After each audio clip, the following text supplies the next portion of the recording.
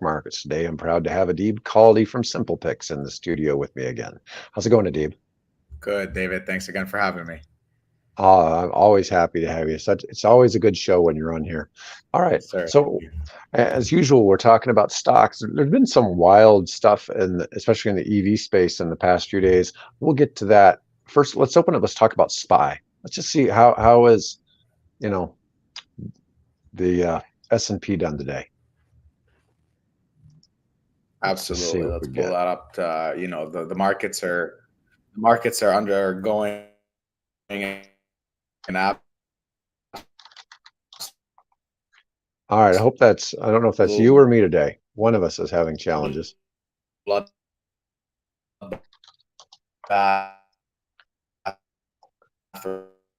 right now. Quite a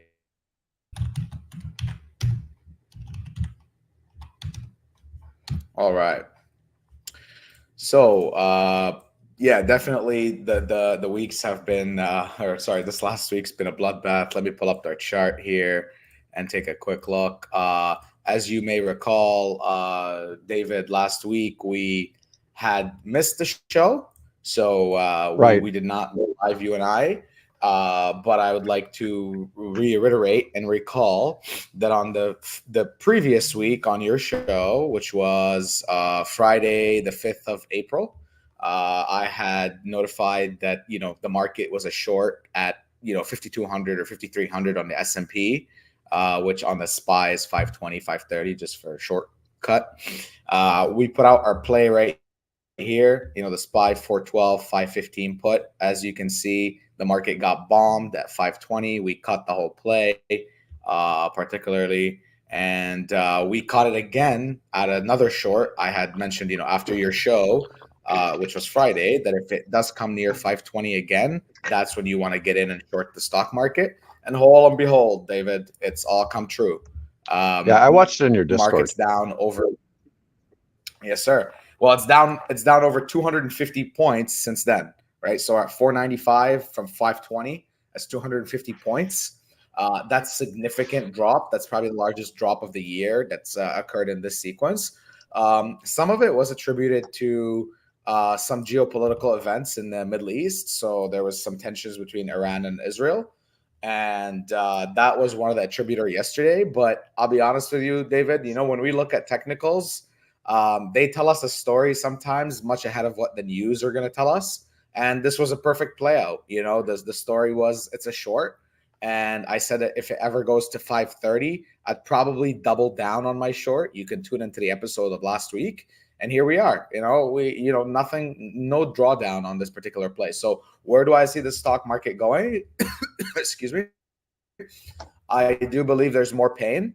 And we're going to just come down here to the point 0.5 fib level of which was kind of, I'd say, tested back in January of 2024. So just about 3.5 months ago. This would be my first target here, 482 to 486. I'd probably start nibbling around there if I really want to go long. But this is not a helpful candle here. Look at that. All the gains that happened over the last 2.5 months completely wiped out in just 2 weeks. So definitely a scary sight. We obviously continue to watch the formation and sequence. Obviously, the stock market's still bullish. It's near all-time highs. I'm not a pessimist, but I'm reading the charts, and as of right now, we are short or a bearish bias. So no, I don't see any upside right now. I just see downside. Any thoughts on how low you think it might go here? Yeah, like I said, 482 to 483, maybe 486. In a worst case scenario, we might capitulate down to 450, where it could be Mhm. like some war type of event or geopolitical tension.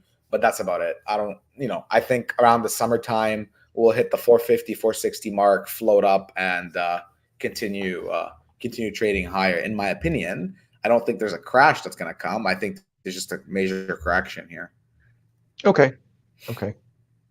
All right. Let's move on. I've got Dell as my next one on the list. I don't think I'm really running these in order, or I'm in the order I have them in the title. I'm not running them in the order we probably should have ran them in, but we'll go ahead and do Dell because we looked at this one No first about a problem. month ago. And then we had a 17% spike after we looked at it, and then it came back down a bit. Yes, it did. When we looked at it, it was around 110 or 112. I think it was just around this area. You're right. We gave our opinion that we think it's a good long, and that went up. You're right, 17%. But if you recall on your last show, I said that that's probably it. It has a bullish formation, but the play is over. So I don't really buy anything near its all-time highs. Dell was near its all-time high.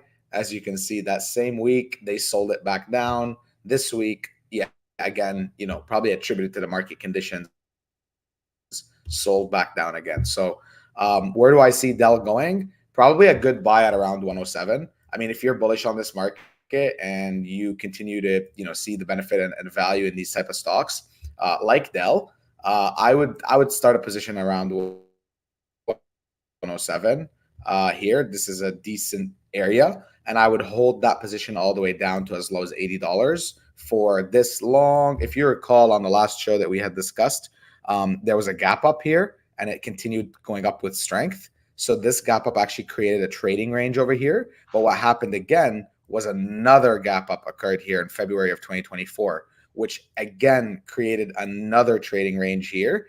Obviously, this trading range proved to be way too much overextension. So the next trading range now is here, which is the 107 range. And if that fails, the last trading range is down here in the initial uptick, which is as low as $80. So where do I see the stock going? Probably a little bit lower, but you could start a position here around the $100 mark. So you think if I were looking to hold it long, that if I got into it at $100 would be kind of the right price to look for to buy some?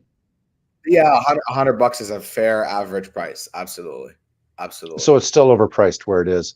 We had a good spike up. The thing is, look at this, because we're going to review a couple of other stocks like NVIDIA and SMC later. We're not to those yet, but I really feel that it's got a lot of the same potential because they're just as big or bigger in the server market than like SMCI. But we'll get to those a little bit further on in the show. Our next stock in order is Tesla. And Tesla's had wild news in the past week. So we had the 10% layoffs. Yeah, we had the big layoffs. Very disappointing, David. So slower sales in Europe. Yep. And the thing that I have a hard time with. Well, the thing I have a hard time with is they do have 2 of the 10 best-selling cars in the world, the Model 3 and the Model Y. You figure they're not a very old car maker. They've only really been putting cars into the market since 2012. And for them to have the #1 selling car in the world, and they also have the #9. And it's just fascinating that, they're having some drawbacks. I've also seen where they're stockpiling they're like hoarding batteries. So they're buying droves of batteries. And a lot of it is because they have this new robo-taxi getting close to coming to market. And we'll see the robo-taxi the last time that we were on your show was the reason that their stock was saved. I don't know if you remember. It was a Friday show that we did 2 weeks ago. And I said, look, David, it looks like it wants to bounce back here. And if you recall, it was up like 3% or 4% after market on that robo taxi news. That was just white noise. Unfortunately, no materialization. All kinds of terrible news hit Tesla this week. As you say, the layoffs. Excuse me, let me just turn that off. The layoffs, the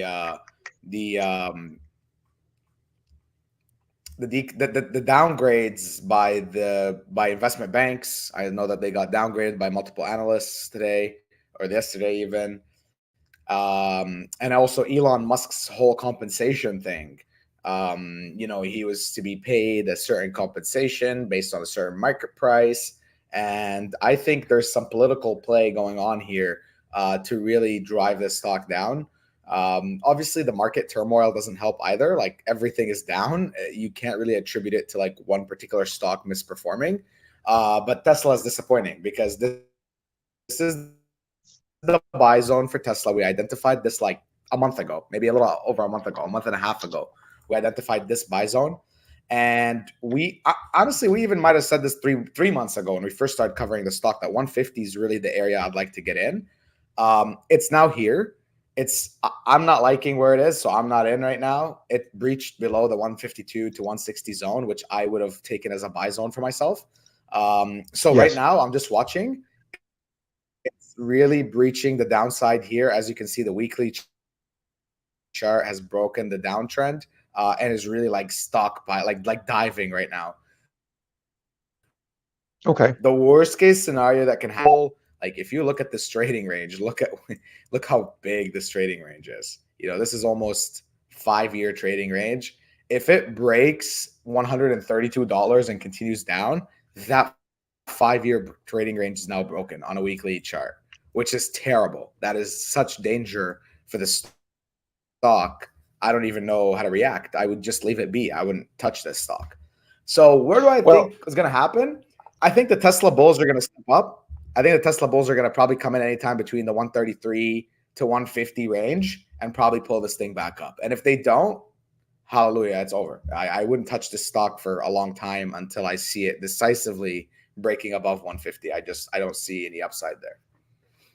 I suspect we'll see ARK and some other outfits like that come back in and buy big again while the price is low. Yeah, she bought yesterday. She bought like I don't know how many shares she bought yesterday, but she bought a lot of shares yesterday. I saw a headline.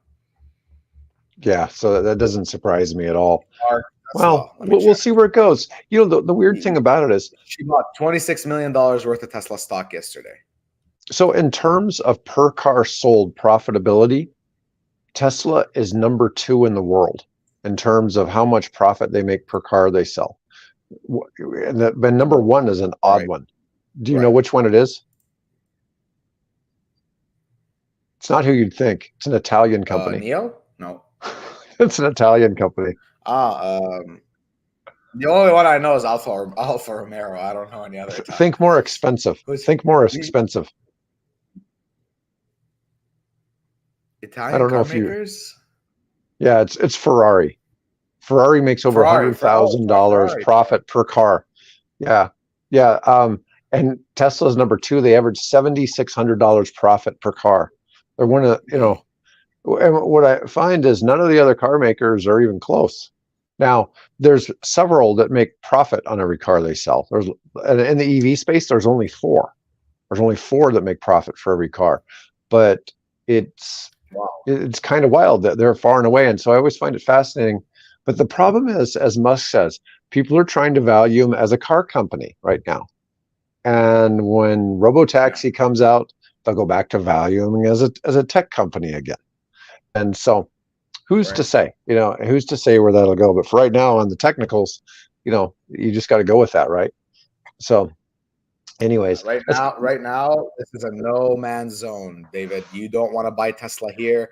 Actually, I was on a finance show yesterday, Finance Daily on Twitter, and I was speaking to one of the other panelists, and they're all capitulating. They're like, yeah, we just sold our Tesla stock at 150. Like, we don't see any hope, So wow. When I see fundamental guys and portfolio managers saying that they're capitulating, I think one of two things. It's either really in danger and my chart's telling me to run away, or we're going to get readjusted here in this downtrend on the weekly, and we're going to get buyers to step in probably around here, just a little below the other buy zone, which by the way, successfully caught. Whenever we bought Tesla, we made money on it. So we were successfully able to enter and exit. Unfortunately, the trend just didn't stick. So here we are again below $134. I probably will just forget about Tesla. I won't really cover it much more because it's going down in the gutter. So it's a big week next week for Tesla, and I believe it's going to rebound. In my opinion, I believe the bulls are going to step in. If they don't, what a catastrophe for a $500 billion stock. That is catastrophe. No question. All right. Hey, and folks who are listening live, if you have questions or like us to review something. I will put a super line in the sand at $134. Yeah, and folks, if you're listening, because we got lots of viewers right Yeah. now, feel free to leave us a question, and we'll get to it just as quickly as we can. I believe I see the Twitter comments I've seen, but it's I don't know how quickly they come in like they do on some of their channels we're on. Anyways, let's go on and move on to Rivian, Right. RIVN. And this is another one that's been going through a bit of a bloodbath. Man, oh man, they're killing it. I mean, Eh, when we looked at Rivian, I had a big line in the sand for you at $15. If you recall, that was back in right. February. That got destroyed, taken out entirely. I put another line in the sand at $10. That got destroyed, taken out entirely. So you know what? I mean, I mean, look at this chart. It's it's lower than it's ever been. You know If what's this really isn't capitulation, I don't know what else. What is? You I caught mean, that December run up huh? on our show. You gave an option play back in Yes, we did. December. It Yes, we did. ran up to like $26. Yes, we did. And here it is at Yep, eight. that And was you crazy. said get out. It was a really good Yeah, play. look at how sad. And I mean, how does it go Yeah, from that to this in 3 months, I'm 4 telling you, months? we like literally back in December, we get in at 17, we get out at 24. Right now, we're at a third of that. That's down 80%, 75% or something like that. I could. Uh, Yeah. And at the so time you made that play, I saw that's several other it's analysts saying, hey, Rivian's going to go to like 25, $30 this year. No, I think they were saying $34 this year. that's like that's like a 70% Quadruple. decline. Oh my gosh. Yeah, I mean Since where nuts. we exited. I am telling you, David, this is the bottom. But I don't know if I'm going to be right or not. I mean, it's not looking very good for all these stocks. Their daily charts tell me they want to reverse. Their weekly charts tell me they don't, and I obviously have to listen to the weekly because it gives me a better idea and a better picture. I really thought that Rivian with this breakout would actually kind of go to another, back into the higher zones. But nope. Once we sold, cracked back down, line in the sand at $15, also cracked down. And you can see how decisive these sales have been. So I just want our audience to notice, like, yes, we didn't action any play on this, but if you see how decisive that these drops are happening below the zones that we're notifying to you guys, you got to just take this and kind of run with it to help you be able to make your decisions on these stocks. Now, again, 2 weeks ago, this is probably the first week I've been a little wrong on these EV ones, Rivian and Tesla, because their bottoms haven't held out. $10 hasn't held, 152 hasn't held. So does that give me signs of some danger? Yes, there is danger. I wouldn't buy Rivian here. I will give a disclaimer. I made a lottery type of play on Rivian for a few of my followers and myself, and it was a $12 call for Rivian, and that was, I believe, May 2nd. And I'll write that down. It's still active, guys. We put our money where our mouth is, so whether it's up or down, I'm going to notice it or notify it. This would be the first play we lose that's been announced live on air. If it does lose, right now it's still in the play. But all the other plays, a couple of 100% on the minimum. So you should be okay if you followed us so far. But the play is May 2nd, I believe. $12 call. And that was we bought it for, I believe, 0.25 cents. So that is $25 per call. Right now, it's, I think, at 5 cents per call. So $5 per call. So it's down 75%. Obviously, when I had bought it, I'll show you guys where we got in. We got in around here, not $10, because we were obviously, following our thesis.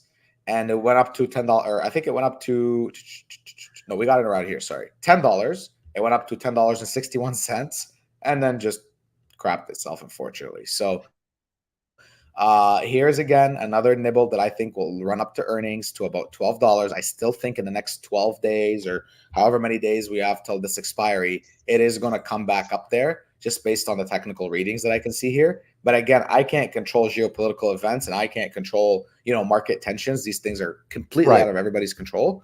So take it with a grain of salt, guys. This was, when you buy a $25 call, it's a lottery to begin with. Okay. It's not a call that has a very high probability because it's so out of the money and it's cheap. You can spend a couple of $100 and get really good leverage on here that if it does go to $12, you're going to make maybe $1,000, which will be 200-300% your entry price. That's just a very, very basic level. So yeah, this is what we call lotto, and this is kind of like our fun money. I took this call. I'm still holding it. It's $5. I'm expecting it to go to zero. If it goes to zero, great. If it doesn't go to zero and hits our $12 prediction, then big money for us. That's when I say big money, it's just doubling or tripling its size. So Rivian, I'm losing hope, man. I'm losing hope, and I can't. Again, it's never been lower than this. This is the lowest it's ever been. Just look at this chart. All the shareholders are wiped out. If you bought this stock at $121, you're down like 98%. If you bought this stock as of most recent when we got into it and bought it and sold it, you're down 70%. So, I mean, it's a little bit bigger than just us playing this. This is just the market's punishing this stock. It does not like it. We had a comment. Tesla is planning to start manufacturing in India. Do you think that's going to impact Tesla's stock price? There's scheduled to be a $3 billion investment announcement next week, but people have already know about it because Musk went over to India a month ago and met with Mahindra. Well, David, it seems like that might be the catalyst to save that stock.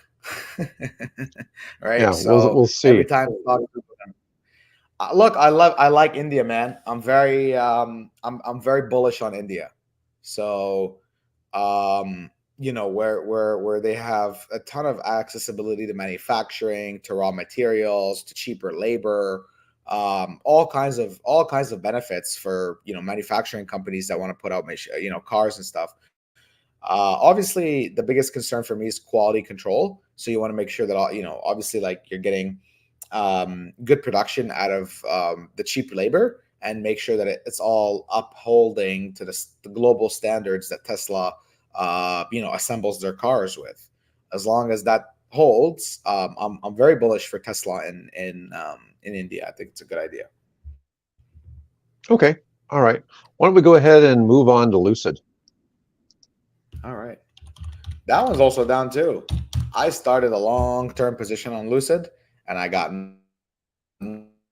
no problem buying down here, David. It's been pretty controlled of a drop. So the last week was right here. Or no, that was this week right here. It was between $2.90 all the way down to $2.50. It ended up settling as high as $2.80 the last week, and again as low as $2.50.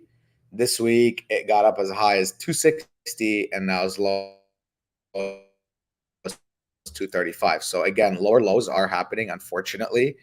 The lines in the sand have all been broken. It's all following the same suit. So typically, like when a technical analysis breaks down and it's not valid anymore, you want to be careful because that means your plans aren't working out.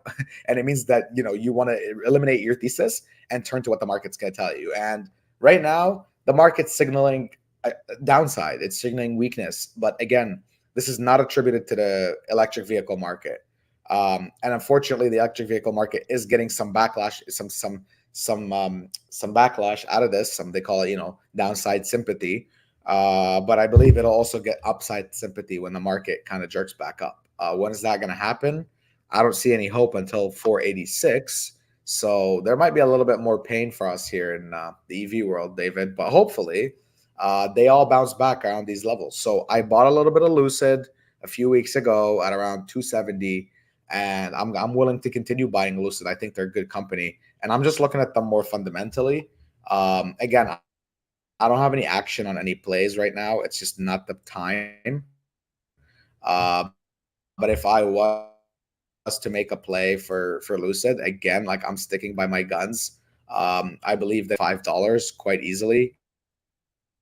At the very minimum $4. It just needs to break out of this downtrend here. And it hasn't happened. When we entered it a couple of times on your show, it did. If you recall, I bought it around here. It went up to 520. Right. It almost moved up like 60% the whole stock. We got out there. But again, look, it got rejected at this downtrend. You see this original downtrend? Still rejected. Yes. It came back down to 260. I kind of said, hey, it's time to buy it. It went back up to $4. So here's it back again, 250. I'm saying, hey, guys, it's time to buy it. Hopefully, it follows suit and breaks completely out of this downtrend and just goes up. That's what we're looking for. Right? As of right now, it's not happening. But it's so tight that I wouldn't take.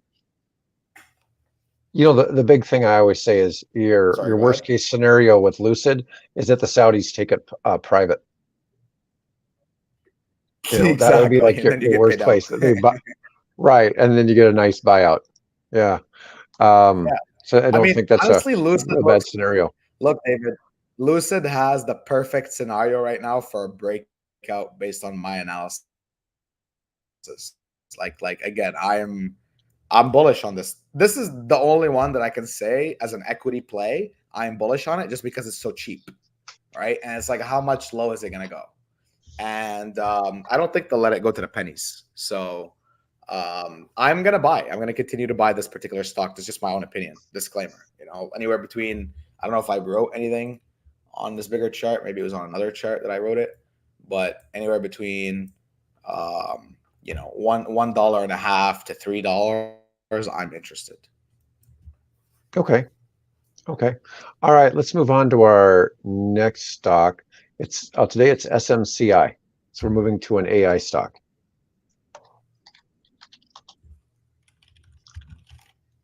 Oh, and it's taken a beating. It's down a lot. Yeah, it is. Oh, yeah. Hey, buddy, we caught the top.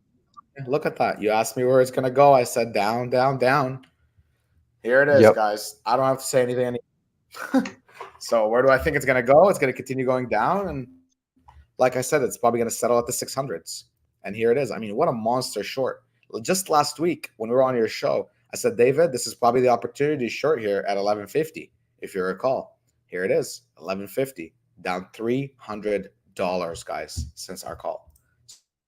So take this again with a grain of salt. But if you tune in week over week, just start to take advantage of these plays, guys. That is down 40%. No, it's not. That is down 40% since this level. That is a huge move, guys, to the downside. You could have made a fortune with puts on this. And I believe we put out a call for $1,100 puts, if you recall. We did. So, yeah, where is it going? Probably 600. Yes, we did. Wow. Yeah, it's interesting to see how that change has happened in the AI stocks. And I'm wondering what the catalyst has been, because it's not like there's been bad news. The worst news I've seen in AI is that it's not bad news. Like I said, you think it's just been the overall economy and what's going on in the Middle East? It's just it's just the overall. It's geopolitical event. It's it's overbought. Again, David, when something goes up 400% in a matter of 2 months, it's time to take some profits. Right. Always good. Best to do that, right? Mm-hmm. Let's see what we got next. I always take my profits, David. So we see how this is looking. So next we get to, and this is kind of similar to how Dell kind of did there for a little bit. Dell kind of started to catch that trend and then caught the trend back to where it had been. Let's look at, I bet NVIDIA is going to look the same. Let's look at NVIDIA next. NVIDIA, hey, I put a short on NVIDIA at 950, David. And where is it at? 920 to 950 put option. Where are we at today, guys? I need 760. I need some flowers. 760. There you go. Yeah, that's a big one there. Back down to 760. Yeah, I mean, they all look like the Nasdaq and the S&P, right? And I said this before. When you're trading NVIDIA, a $2 trillion stock. I mean, today it's what Today it's 1.9 trillion. So when you're trading a $2 trillion stock, it's going to follow the indexes. And that's what's going to happen. And that's what's happening. Nice. Let's see. All right, so not much to do on that one. Let's look No, at I would just ISRG. run away. ISRG. Yeah, how are they doing? Oh boy. Hey, this is the time to buy ISRG, guys. Look, it's coming into our buy zone. So, I mean, if you want to start a long position in ISRG, this is your opportunity. That's all I'm going to say. Am I very bullish on this stock? I absolutely am. Would I buy anywhere between 267 to 365? Yes, I would. Is that a big range? Yes, absolutely it is. So, sorry. Would you prefer buying shares or going in on a leap? No, I would buy shares for this one. It's a lot slower of a mover because of its positioning, I believe, than like some of the other tech stocks. So you're talking a whole 35% of buying, meaning anywhere between 265 all the way up to, well, I wouldn't buy it there. Sorry. Let's scroll down here. Perfect. So anywhere between, a 26% range, anywhere between 265 to 365, I would be buying the stock. And honestly, it looks really good. Like even though today even though this month they're down $40, which is roughly about 10%, that's just again attributed to the market, in my opinion. I don't think it's just particular weakness in the stock. So I like ISRG, and I would buy ISRG buy between 265 to 365. Would you feel good about selling Term puts on this? play. Selling puts on this Selling for the puts on entry? this. Yeah, you could sell. I mean, you could sell puts that are in the 285 range and below, and you'd be, Mm-hmm. I think, in my opinion, safe. Yeah, because Just then if I because bought at that price, I'd be in a good spot. yeah, exactly. And if you collect the premium in the meantime, then you're good. You could also do like the opposite of like a covered call. So you could essentially do a covered put. So you could buy the stock, and you can then also write puts against it. So while it's going down, you're actually collecting premium, but technically like you could be risk free on your position, not risk free, hedged on your position. And as it goes down, you're collecting more premium. The more premium you collect, hopefully it doesn't go below where your put is written. You can then, and then hopefully it expires. You take that money and you buy an average down in the stock that, let's just say, you might have started a position in like today. So that's one option. I like to be very precise. So I'm gonna watch this 360 zone. If this breaches, I'm gonna start to say my buy zone 300 range. I think that's a really nice range to buy this stock. Okay. All right. That's good. That's a good one to get a play into. Let's see. Yeah, What do we want to look at next? Oh, I've got Greenland on the list again today. So let's look at yeah, I know GTech. you do. I know you do. I Oh delete boy. some. I deleted it a couple of weeks ago, and I put it back. My friend is not able to survive above that line in the sand here. So they have broken the trading range, unfortunately. Um, I don't know what to say about this one, David. It's just it needs news, man. It needs news. It needs volume. There's no volume on this stock. I mean, there's 50K volume today. That's a little bit more than average, but the stock is capitalized at $22 million. I mean, very, very difficult to buy a stock that's $22 million. There's just nothing there. So, No, I get it. Do I think Greenland will survive? Yes, I do. I think they'll probably pull out above this decline here. Again, look, I mean, you see all these lines I draw? Look at how they gap down below them. I mean, like these are decisive moves. And you see, once these lines get breached, it's difficult to come back up above it. So, um, Yeah, I mean, I got nothing to say right now about green tech. It is in a little bit of a pain situation, and I think all it needs is a catalyst and some volume. Okay. This stock is more fundamentally traded. It's more news related. It's not really like a technically traded stock. There's just no volume. There's nothing that goes in it. All right, let's do what is it? C3. That's the stock is just AI.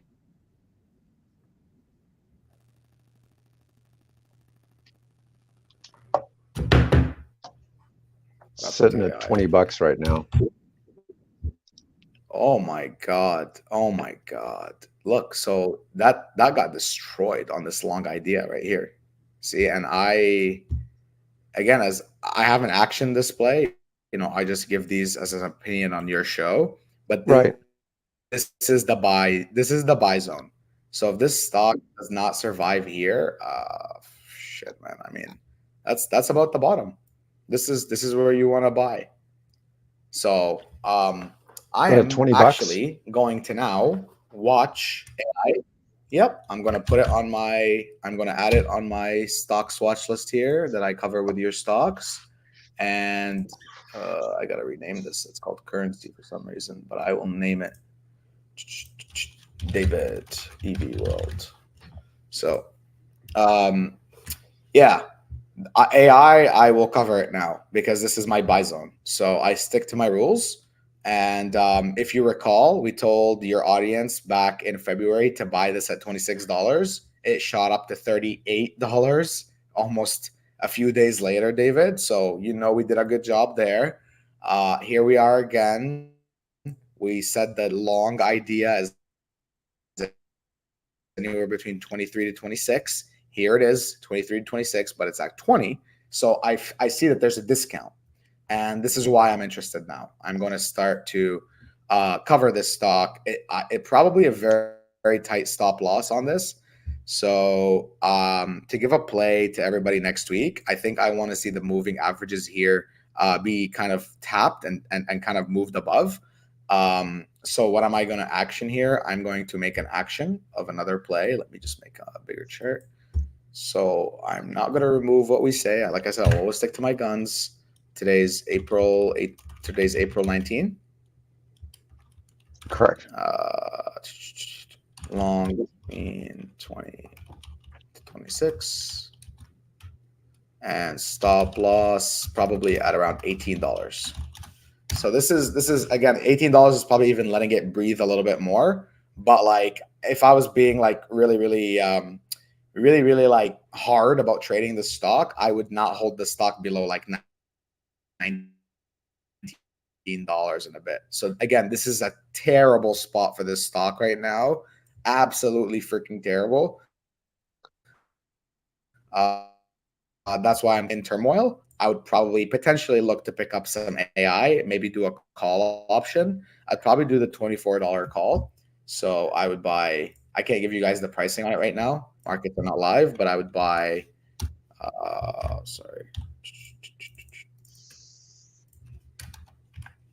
probably $24 call option. 2 to 3 weeks expiry. That's what I would look at. Okay. So very disappointing, since 38, where we saw it top out, all the way down to 20. Again, that is unfortunately,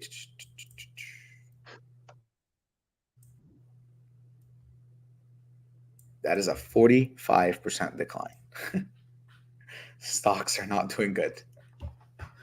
But I don't have any positions. And that's the beauty part, is that if you're a trader and you foresee a short on the S&P 500 from a mile away and you announce it to the audience and you stay the hell away from the market and you just short it, you're okay. So you follow your rules. These are our rules. Yeah, and so listeners know on this show, since it's mainly about electric vehicles and green energy, we mostly stick to the EV related stocks. And we also do a little bit with some AI stocks. And we also occasionally cover a little bit of crypto. So we did SPY right off the bat. So if you're new to the show, those are generally the sectors that we're looking at. Doesn't always mean they're rosy. Sometimes they are, and sometimes they aren't. And we just got to take the good with the bad. But one thing I like about having Adib on here, even if it's running down, he'll often pick us a play going to the downside as well. But we also are looking, in those cases, we're usually looking at doing puts.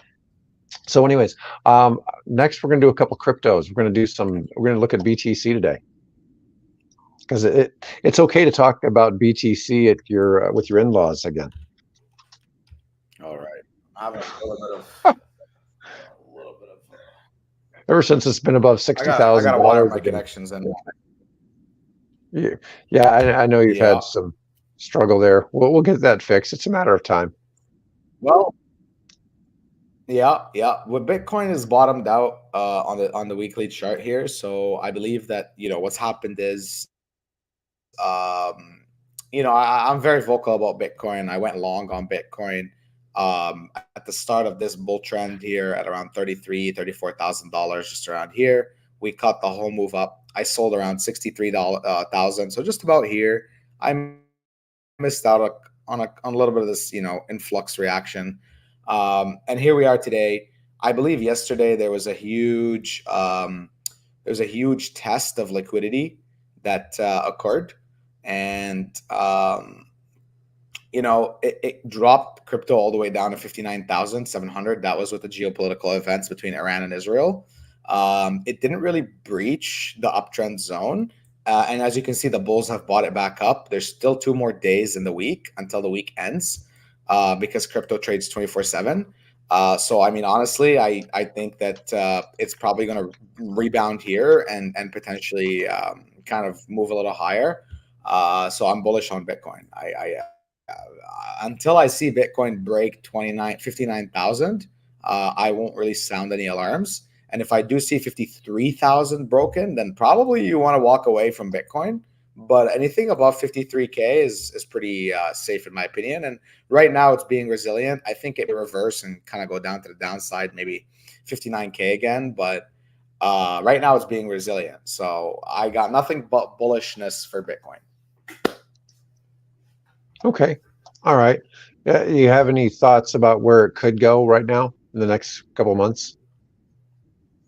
Next couple of months? Speculation? Yeah.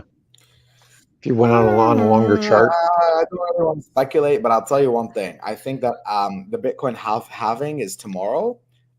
When that occurs, I think there'll be a dip all the way down to 58 or 59K, maybe as low as 53K. Oh, wow.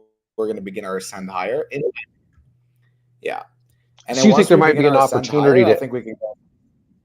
You think there's a good opportunity for an entry tomorrow? Absolutely. Yeah. Absolutely. I like I said, I exited at 63. I'm watching right now. I bought a couple of altcoins and announced them to a couple of my followers. And that's really what I'm doing right now, just a couple of altcoins. But I did that, in the last couple of weeks, and I bought very starter positions for this very reason, that when things go on sale, you want to slowly start to add to them. But, I think we're in a bull market for Bitcoin, and there's no reason to suspect that it's going to be a bear, sequence over the next 6 months. I think we're going to go higher. How high? I think we could probably settle in the $85,000 to $90,000 range. On my Twitter profile, I said 3 weeks ago or a month ago when I sold Bitcoin at 63 that I see continuation up to 90. So I'd like to see it go up there, to be very honest with you. Is it gonna? I can't really predict. Right now, I'm just watching the 59 zone. I just want to make sure Bitcoin stays above 59K. Okay. All right. And, I realize Ethereum's probably going to be similar, but let's look at ETH. Quite similar. Ethereum is probably, Ethereum is quite similar. After taking advantage of Ethereum, I think we had bought it just a little bit above the bull run here. I think it was around 2,400 we bought it, or 2,300 we bought it. Rode it all the way up to 3,700 or 3,800, I believe. There was a major liquidity test here, so I realized, okay, things are about to slow down. This was back in March of 24, and that's around the same time I sold my Bitcoin. I was selling my Ethereum. I made another re-entry on Ethereum at 3,000, 3,100. It went up all the way again to 3,700. That was announced publicly on my channel. I took profit at 3,600, and I've been watching ever since, David. So did I re-enter here at 3K? No. Do I think that this is again probably another short-term bottom for Ethereum? Yeah, probably. So this is a very good buy zone right here. This, in my opinion, is a very good buy zone. Anything above 2,800 is a good buy zone. Anything below 2,800 on Ethereum, you'd probably want to be careful. That's just my opinion. So So, it's like a limbo place right now. I'm not in. I'm not in. I'm just watching. so you're not a U.S. citizen, and you're able to trade some of the things that we Americans aren't able to trade. So you're able to do crypto Right. futures and some things like that.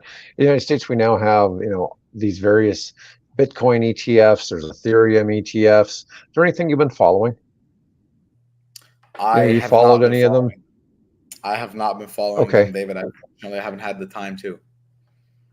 Yeah, I was just curious if you had any thoughts I in usually that look at the space market. because I usually look at the market itself, and I just like this. I just like the original. I don't like synthetic vehicles. But I'll tell you, MSTR. MSTR is like the what's his name? I forgot his name. Sailor, Michael Saylor. yeah, Michael Saylor. Hmm. Um, you know, yeah. Um, you know, Where's the his oh stock is there? down. You know, from $2,000 all the way down to 1,100.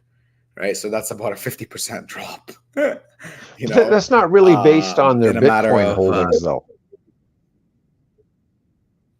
I They're don't in know. I other don't follow spaces. the stock too much. So they're into servers and networking technology and things like that, hosted solutions, and they just happen to like to put their cash and hold it in Bitcoin.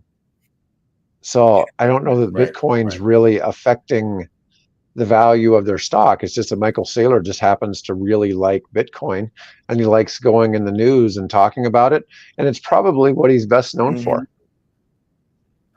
Yep, Oh, yep, yep. No, I totally agree. I just look at it like kind of like this is like my stock market contrarian type of view.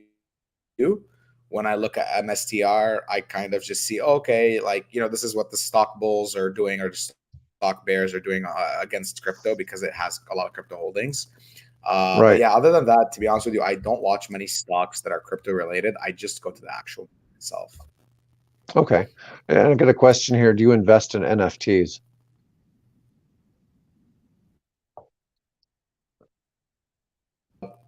I don't. Yeah.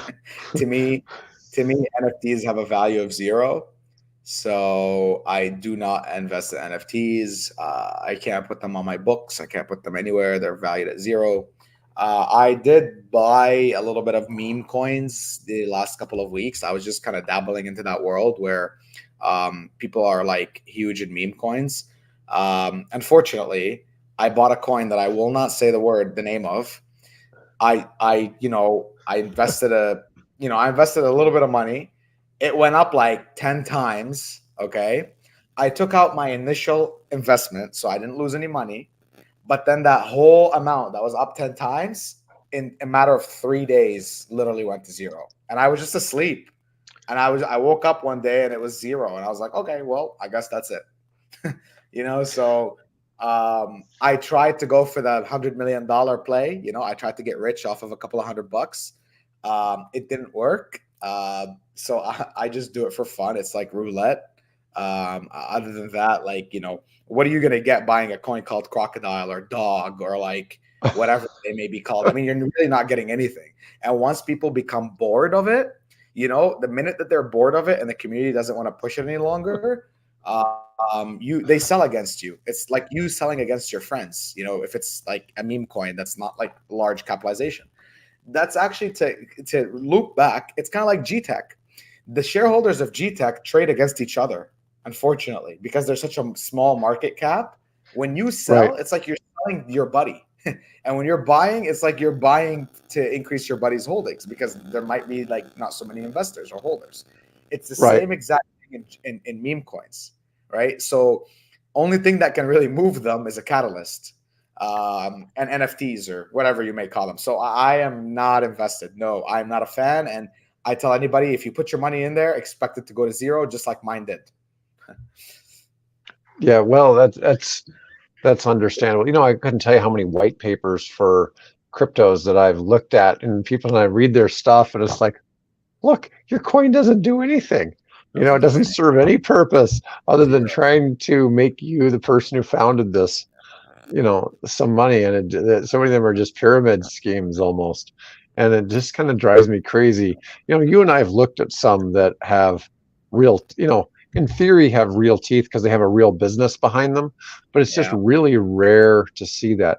I do like some of the things I'm seeing out there in real estate right now, where people are doing, you know, um, coins or NFTs where they're doing fractionalized real estate using crypto, and it's a security. It's really a security, but they're just making an alternative way really to finance real estate that Yeah. typically is outside the United States.